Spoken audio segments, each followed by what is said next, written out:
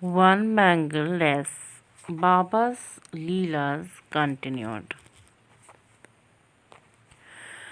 My mother in law had brought 7 silver bangles for me from Mexico. Taking them off at night, I would keep them in the drawer of my dressing table near my bed.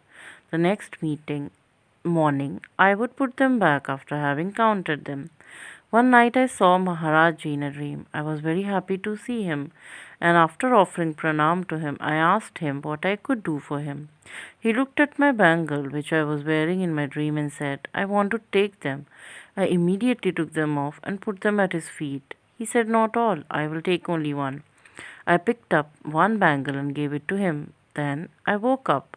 There were only 6. This incident had an effect on me, and I could not talk about it to anyone for a long time. Mantra initiation. One snowy night at Shimla in January 1955, Rani Girija Devi was very perturbed, for her husband, Raja Bhadri, was down with the fever. She had a vision that night in which she saw a shadow entering the house through a window. It changed itself in the form of Maharaj, who looked the same as when she had first seen him in Nainital Ramgarh. Baba wanted to give a mantra, and she was saying that she would forget what it was if she was initiated in a dream. Then Baba woke her up and told her the mantra.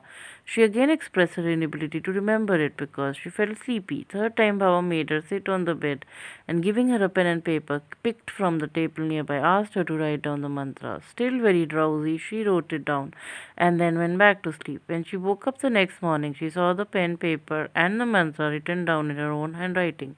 Still she chants that mantra, changing hearts. One night, Srimati Kamala Pandey had a dream in which he saw Maharaj sitting on a takhat to the front door of the house on the roadside. He was looking outside through the door, and some young men were passing by singing film songs. Kamalaji, Shri Ma and Shri Jivantma were also in the room and appeared disturbed by the young man's indecent behavior before Maharaj. Next, she saw that Baba called those young men and asked them to sing a song. They came and sang many devotional songs of Kabir, Meera, and other saints. Baba said to them, I called you to sing the same songs that you were singing on the street. They appeared ashamed, and joining their hands in respect said, Baba, we have forgotten those songs, and we know only these devotional songs. Baba turned his face towards Srimati Kamla and whispered in her ear, I do not know anything. I just know how to change hearts. Willpower. Srimati Kamala struggled with serious diseases throughout her life. On one occasion, when she went to Lucknow for the marriages of her 2 nieces, she contracted a fever and her body weakened. She was sad because she could not help share the burden of all the household chores on such a festive occasion. Baba appeared in her dream that night and said, Increase your willpower. Next day, without paying much attention to her weakness, she started working as much as she could, which gave her a lot of satisfaction. After the marriages at Lucknow, she had gone to Meerut for the marriage of her son. Though she had to shoulder all the responsibilities by herself by following Baba's instructions, she was able to do the task well. The face of Hanuman. The large cement of Hanuman Murti at the temple of Hanumangarh was almost complete, but the making of the face was creating a problem. In spite of the efforts, the mason could not get it right. The construction work, which was taking place at Hanumangiri, had to be postponed, and the Murti was draped with a cloth.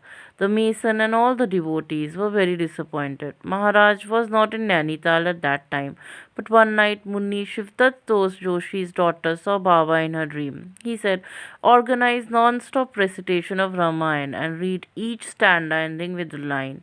In the reign of Rama, there were no physical, divine, or worldly sufferings. Write the name of Ram innumerable times and mix it with mortar. Only with that mixture can the face be completed. The recitation of the Ramayana started, and the mason worked in accordance with Baba's instructions. In this way, the Murti was completed in no time. Mahasamadhi Leela. On 11 September 1973, On 11 September 1973, Maharaji ended his physical existence in a hospital in Vrindavan, apparently leaving his body like an ordinary man.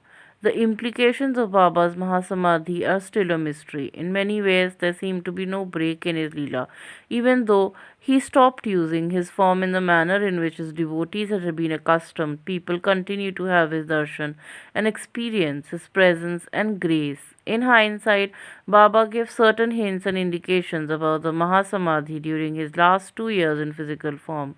The devotees, however, were so engrossed in his darshan that none seemed to have understood them. Identification of the change to come. In 1971, a devotee asked Baba for permission to record his voice. Baba agreed at the same time, ordered him not to play the tape for anyone for 2 years. Though he did not give any reason for saying so, it became apparent 2 years later. One day in 1972, about a year before his Mahasamadhi, Baba suddenly asked K.K. Shah, "Where should I leave my body?" K.K. was startled and rendered speechless in Baba's question. On a cold day in Agra at the end of 1972, Maharaj was sitting covered with a blanket at the house of Thakur Mahavir Singh. He wanted to have a bath, so a servant got water and a lota ready. Afterward, Thakur's son Karanveer brought another lota for Baba to change into. Seeing Baba's body wet but his dhoti dry, he said, "Haven't you taken a bath?" "I have." "How is it that your dhoti is not wet?" "This is one of the unusual things about me." Karanveer asked Baba to change his dhoti, but he did not, saying, "I will not change it today." Then, in a distant way, he said, "I do not know when I may. I have a long way to go." This was the family's last darshan of Baba. In another instant, a physician from Delhi came to Kanchi with two others to see Baba at the suggestion of R.S. Yadav. Although the doctor had treated many patients sent to him by Baba, he had never met him. Shortly after they arrived, Baba sent him off, giving each them a packet of apples. The physician expressed his desire to stay at the ashram for some time longer, but Baba asked him to go and stay in Nainital and then go straight back to Delhi the next morning. When he was about to leave, Baba said, "You will not see me again." The physician misunderstood Baba's meaning and thought that his own time was coming to an end. On his return to Delhi, he put his affairs in order, completed pilgrimages in time, and then waited for his last day in life. When he got the news of Baba's Mahasamadhi, he was stunned and then understood the actual meaning of Baba's last words. As described earlier, 2 months before his Mahasamadhi, Baba got Purnanand Tiwari transferred. Tiwari was hurt since he did not want to be transferred, but Baba called Tiwari and said, "It is I who has been transferred, not you. Now I shall go to Amarkantak and you will not be able to meet me." Then he smilingly recited the following words: "I have to leave this fort and rampart. I am transferred to another place. I have received an urgent call, so I have to go." Tiwari understood the true meaning of Baba's words 2 months later. I went to Kachi in the last week of August 1972 and had to return to Allahabad. When one day remained, I asked Baba's permission to leave, for I had to go to Nainital. Baba glanced at me lovingly and inquired, "When will you come again?" It somehow made me feel like I belonged to him. Deeply touched, I said, "Baba, I will come whenever you ask me to come." In a sweet voice, Baba said, "Come tomorrow." I returned the next morning, after pranam to him, and had prasad in the bhandara. After spending some time with him, I asked for his permission to go, but his brief answer was, "Sit now." It was about 2 in the afternoon, and many cars of devotees stopped by the ashram gate. After sending them off, Baba bade us farewell in a way we had never seen before. His eyes were moist with tears of love. Major Pramod Joshi was with me. The emotions that overwhelmed us cannot be described in words. It was Baba's farewell to us. About a week before Baba's final departure, he got certain things done which were to serve great needs in time to come. He had a post office and a bus stop opened after a long time before, but there was no telephone in the valley. One day, a high official in the telephone department came for Baba's blessings for his son's mental health problems. Baba asked the official to get a telephone installed in the Kanchi post office for 24 hours and assured him, by this service, rendered by you. Hanumanji will fulfill your wish. By Baba's grace, the difficult task of installing a telephone in the foothill region got completed. Until 1923, the yajnas in Kanchi were performed every year in makeshift Yagnishala. Baba wanted to make it permanent structure before his Mahasamadhi, so he got it constructed under the supervision of Indraji. Its roof was being laid on 9 September when Baba set out. Final days. In the beginning of 1973, it was getting cold in Kachi and surrounding hills. Nevertheless, the ashrams were full of devotees. Every morning, many visitors, including many Westerners, came from Nainital and returned there every morning. Baba met everyone very lovingly, and in this way, one day passed into another. Baba appeared healthy in all respects. He was cheerful while meeting people and talked humorously. His kindness, generosity, and love was so intense that it created a feeling of oneness between him and the people around him. He inquired about everyone of their welfare and gave prasad and blessings to all. Some devotees did detect a perceptible change in his behavior. It seemed that his affection for people was interspersed with moments of detachment. Though he still loved the gatherings of devotees, he spent his time in solitude between midday and 4 o'clock. If someone went to him during that period, they found Baba immersed in deep thoughts. Those who noticed the change in him were surprised but were unable to infer anything from it. 1 or 2 days before his final departure, he began counting days on his finger. Occasionally, Baba's happy mood was interpersed with references to serious topics such as mortality. At times, he said, "We meet only those people with whom our meeting is predestined. Duration of association with each person is also preordained." One should not grieve if one is separated or if the association does not last long. About the body, he said, "Everyone has to die. We weep because of our attachments and desires. Whoever comes into this world will have to leave it. Nobody can stay here. I will also go and will not give darshan to anyone." When asked where he would go, he said, "Far away from the banks of the Narmada River." Once he said to Shrima, "What can I do when God is calling me?" About the funeral rites, he said, "Having been cremated, the longing of the soul to come to bodily form is lessened." He said, "When a guru leaves his mortal form, his ashram becomes his form." And during one conversation, he said, "I will not die." On 7th September, Jagannath Anand's daughter Sarla came to see Baba. She said to him, "Baba, I am worried because I am on the retrenchment list of the Food Corporation of India, where you got me temporarily posted."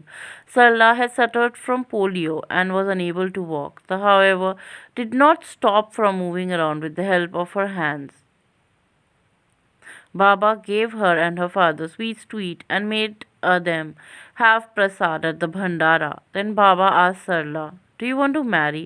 When she replied in the negative, Baba was pleased and he reassured her, saying, "Nobody will retrench you from service. They will have to confirm your post." Baba also said to her, "I am very happy with you. Today you may ask anything you like."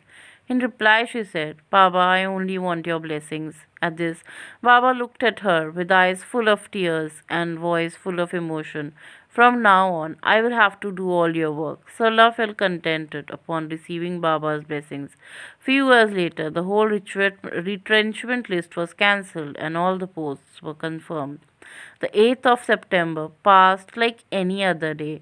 There was a great rush of visitors at the ashram. The Western devotees were chanting songs in front of Baba's kuti, and inside people were having his darshan. Baba expressed his concern about Hukum Chand and Kishan Lal Arora, both of whom were sick in the ashram. Baba sent for a doctor from Bhuali twice in the morning. The third time he sent Indra to call the civil servant from Nainital with a message that Baba himself was suffering from heart trouble and the doctor should bring along the electrocardiograph machine. Although Indraji linked from the civil service until 11 that night, he could neither meet him nor get the machine. At last he returned to Kachi. Meanwhile, Kishan Chandra Tiwari had come to Nainital to see Baba. Baba also asked him to call the doctor from Bhuali for the patients. Tiwari humbly told him that the doctor would not want to come again so soon and would say that the medicines he prescribed would take time to have the desired effect. Baba said, "Tell the doctor that I also have heart problem." Eventually, the doctor did come and found Baba in sound health. He said Baba felt uncomfortable because of acidity. He wrote a prescription and advised light food and rest. Baba then asked the doctor to examine the patients once again. He also sent someone to ask the patients if they had informed their family members that they were ill. He was pleased to see Hukum Chand's negative reply and praised him again and again, saying that he was a good man. Sending for the doctor several times was Baba's leela, since a mere glance from him would have cured the two devotees. The next day, at the time of Baba's departure, the patients lay unconscious and were not able to have his darshan. After Baba's departure, their condition improved and they finally recuperated. Baba did not want food the night before he left. After a lot of persuasion, he agreed to have Ramdan, Amarant. It was 11 in night, and Shri Ma and a few devotees were shifting with him in his kuti when Baba began telling a story. He said, "There was a saint, and he left his body. His devotees and the members of his family members cremated his body.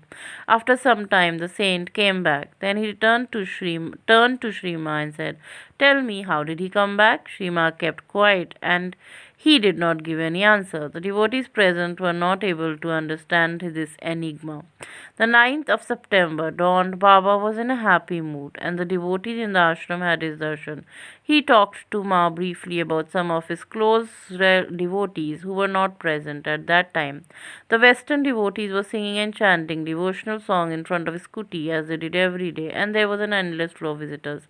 Baba laughed and talked to everyone with great affection, and the visitors were contented with his darshan. The Westerners interrupted the chanting and called out loudly, "Baba Neep Karoli ki jai." On hearing the invocation, Baba called out from the room, "Neep Karori is dead." They did not take him seriously, and Baba continued conversingly, humorously. At 10 in the morning, he went to Radha Kutir. Shri Ma and the few devotees inside Radha Kutir gave him a bath, and Shri Kesi Tiwari chanted mantras dedicated to Shiva. The scene was similar to that of a temple, where devotees offer water and milk to Shivling. Baba's eyes reflected deep love. There was unique charm on his voice, and a gentle, joyful smile pervaded it. The devotees drank the water in which his feet were washed, and by an inspiration they preserved the rest for future use. After that, they worshipped Baba with sandalwood paste and incense and performed arti. Baba had sago to eat and happily talked with everyone. In the midst of all this, he kept on saying, "I have to go today." At about 1 p.m., Baba suddenly said, "I am going now." He asked Kishan Chandra Tiwari to tell Inder ji to have his car brought to the ashram. Tiwari went to pass on the message to Indraji, and Baba made Shri Ma farewell at Radha Kutir. During the course of his conversation, he said to her several times, "Ma, the way you have served me, none has ever served, nor will anyone will be able to do in the future. When I will leave, I shall um, weep before you, but I shall laugh before the world." That day had come. With tears in his eyes, he blessed Shrima and said, "Wherever you may be, all is auspicious will be with you." When Shrima honestly insisted that she accompanied him, he said, "I am going to a doctor devotee in Agra. He will look after me and examine me with his new machine that he has imported from America. After getting myself examined, I shall return the next day." Reassuring her, he said, "If need be, I shall send a telegram. You come with Ramesh." Baba's words proved true. After bidding farewell to Shrima, Baba came out of Radha Kuti, and two people after pranam to him. Holding their hands, Baba went towards the Hanuman temple, talking and laughing. Many devotees present in the temple premises came running up to him and bowed at his feet. Some walked on either side of him, and other Baba said, "I am going to be released from central jail today." Baba's very significant words, said in an affectionate manner, were taken lightly. In the past, whenever Baba left a place, his manner was completely detached towards his attendant, and he never looked back at them. But that day, his unprecedented behavior naturally attracted the devotee's attention. When Baba reached the Hanuman temple, he joined his hands together in salutation and stood there for some time. There was perhaps a second time he had been seen to do this, first being when the Murti was consecrated. Then Baba's blanket, which was regarded as symbolic of him, slipped from his shoulders onto the ground. The Baba did not seem to want it. People picked it up and covered him with it.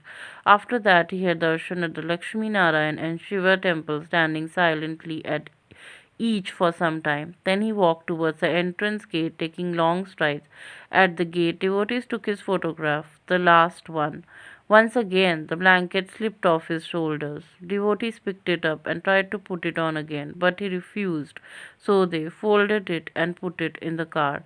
Before getting into the car, Baba gave instruction for the closing of the kitchen and asked the organization to make arrangements for sending women devotees home. Many devotees asked permission to go with him, but Baba asked a young man named Ravi Khanna, who had come into his service only a few days before, to sit in the car. When Baba got in, all the devotees touched his feet for the last time. The car was about to leave when a woman whom Maharaj called Kachori Ma came just in time to lovingly place her head on his feet. Baba sat quietly for some time and said, Mother, I was waiting for you.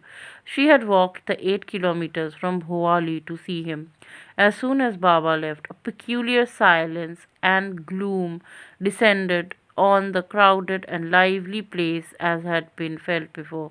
All the devotees became silent and sought solitude. Some started making preparations to go home, whereas others sat in other rooms. Only laborers worked in the Yagnashala, and two patients were asleep in their wooden bed.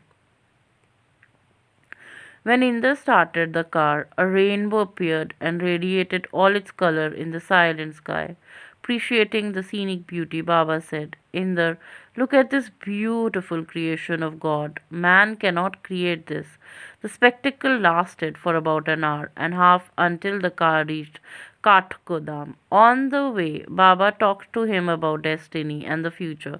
All of a sudden, Indraji's eyes fell on Baba's feet.